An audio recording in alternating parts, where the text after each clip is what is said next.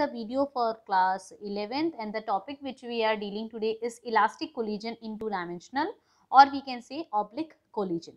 So before starting this video, let me tell you, recall the concept which we have studied in one dimension. What we have studied in one dimension, just let me write. Yes, what we have studied in one dimension, that if the two bodies, if suppose this body is having mass m1 and the another body of mass having m2, and both the bodies which are having initial and final velocity, suppose this is their initial velocity before the collision, and after collision what will happen, the same bodies start moving with different velocity, without any separation or without any loss of the mass. If the two bodies after the collision in the will start moving with different velocities, but this is the collision when when both the velocities, whether it is initial or final, both are along the same line or same straight path, then it is one dimensional collision. Now the topic which we will discuss today will be two dimension. Means what? If the initial and final velocities may lie on a plane, may not lie on the same straight line, but will lie on a plane. So for that, let me draw a diagram, and then we will explain the figure. So this is the figure which I have drawn, which is case before the collision. I should write before here. Means suppose a body of mass m1 is moving with certain u1 velocity, and suppose there is mass m2 which is moving with certain u2 velocity in the same condition or in a straight path. And what happened if the collision is required, or if we want the collision should happen, then this condition should fulfill, that u1 should be greater than u2. And what will happen after some time, this a body will gonna attack on the second body, or will gonna collide with the second body. And since we are discussing the case of the two dimension, then it is not necessary after the collision the two bodies should travel in a straight path or should act along the same line.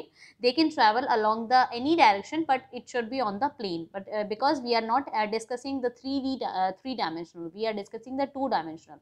Means what? The collision, and after the collision the separation of the velocities should be on the plane.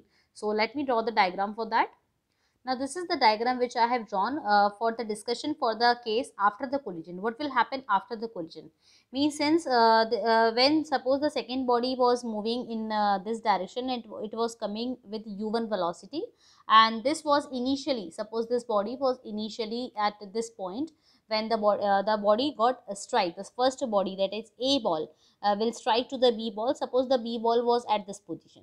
Now what will happen after the collision? This a body will not move in a straight line, or will not continue its motion in a straight line, but rather than that, the a body starts moving with v1 velocity in this plane, that is xy plane, and the b ball after the collision start moving with v2 velocity in this xy plane. As we know that we are talking about the velocity, so there should be a resolution of the velocity vector in the two parts. So if I will consider this is the horizontal component, and if I will consider this is the vertical component, so I can write down, since if I will resolve the v1 velocity of the particle with the horizontal, suppose this is making the angle theta with the horizontal, okay, this horizontal component. So since it is making theta with this component, so it will be called as v1 cos theta component, and this the left out component will be called as v1 sin theta component. And if suppose the ball b, which is making angle phi with the horizontal component, so this angle can this component, if I will resolve the v2 velocity in the two parts, then this component will be v2 cos theta component, and this component will be called as v2 sin theta component. Sin phi, sorry, I should not name sin cos theta and sin theta. I should name cos phi and sin phi, because they are making the angle theta and phi. Okay, specifically if I will talk about what is theta and what is phi, then angle of theta, this is the angle which is made between the horizontal component and the actual velocity component of the a body, that is known as angle of scattering. Okay, that the a body which actually collided with the second body, the body which was coming before the collision towards the second body, the angle made by that body is called as angle of scattering, and the angle made by the body on which the collision took place, that the angle is called as angle of recoil. So here theta is denoting the angle of scattering, while our phi is denoting the angle of recoil. Now we know that as the collision is elastic, we are discussing the case elastic collision. So the two types of energy should be conserved. Number one, the kinetic energy should be conserved, and the second thing is the linear momentum, that is the law of conservation of linear momentum should also be valid. So now we will write the equation for this diagram for the kinetic energy, that is conservation. So here I am writing. So kinetic energy, that is kinetic energy before the collision should be equal to the kinetic energy after the collision. As I am speaking opposite and I am writing like this, it's okay, the law is valid in this case. So kinetic energy after the collision should be equal to kinetic energy before the collision.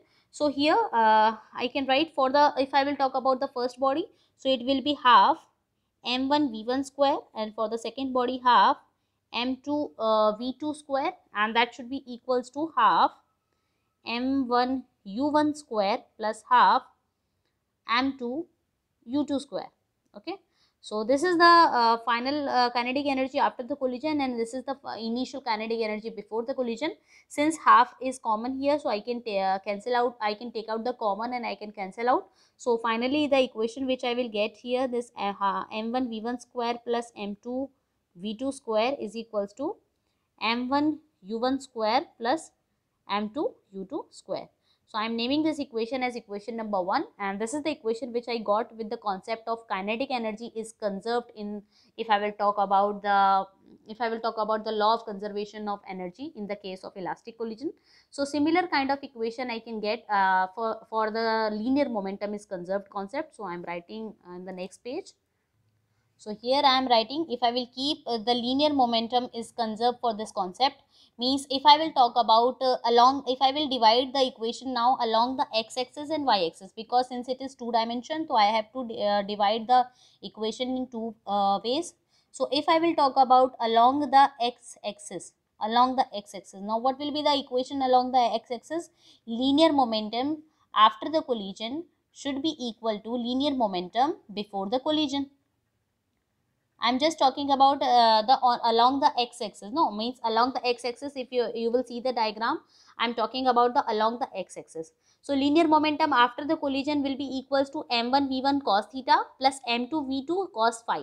So because the after the collision, this is the velocity which is acting along the x-axis, this component of the velocity. So if I will write about the linear momentum after the collision, so I can write down m1 v1 cos theta plus m1 m2 v2 cos phi, and after before the collision, as before the collision both the objects were moving with their certain velocities u1 and u2. I have not shown here u2, it should be u2 here, that object was moving with u2 velocity. So here I can write down, that is they are moving with m1 u1 plus m2 u2. So this is the equation. If I will talk about the x, I am naming this equation number 2. This is the equation when I talk about the x-axis. Now suppose if I will talk about along the y-axis, the law of conservation of momentum is valid for the this law I am applying here as well. Okay, linear momentum after the collision should be equal to linear momentum before the collision. So now I am talking about y-axis. So first let us talk about the after one. So after, we know that there are two components on the y-axis. This is on the positive y-axis, this is on the negative y-axis. This is v1 sin theta and this is v2 sin phi. So since we have to take, momentum is a vector quantity, I have to take the sign conventions. So since v1 sin theta is on positive y-axis, so I am taking m1 v1 sin theta is positive. And since v2 sin phi is on negative x-axis, so I am taking m2 v2 sin phi as negative. And what should I write? This is phi. Okay, and what should I write at the right hand side? Means linear momentum before the collision. So if you can see the diagram here, the linear momentum on the y-axis is nothing, because the object is moving on the x-axis. So there is no coordinate of the velocity on the y-axis. Means the coordinate of the component of the velocity on the y-axis is not there. Means on the y-axis the linear momentum before the collision was 0. So here I am writing the equation RHS as equals to 0. So this is the equation number 3 I am naming it, and I got for the linear momentum along the y-axis. So this is all about the elastic collision in a two-dimension case, one for kinetic energy, second is for linear momentum along the x and y-axis. Now if I will talk about the perfectly elastic collision, means what? Suppose after the collision, what is happening? This was the body mass m1 and this was the body of mass m2, and after the collision what happened? This A body moved in this direction and B body moved in this direction, okay, and this is the horizontal x-axis. And what happened? The theta and phi, actually after combination, if I will combine the theta plus phi, if I will do, so what I am getting? I am getting the 90 degree. The sum of the angle of scattering and angle of recoiling, as I am getting 90 degree. So if this case is happening, and another condition is what? The m1 should be equal to m2. Means one condition is if the m1, if I should write I double f, okay, if and only if, number one, the mass of the two bodies are equal to each other, and the second thing, theta and phi, means the angle of scattering plus angle of recoiling are together making the 90-degree angle. If these two conditions are happening possible, okay, then what happened? In this case we call it as a perfectly elastic collision. So this is all about the elastic collision in the second dimension, two dimension.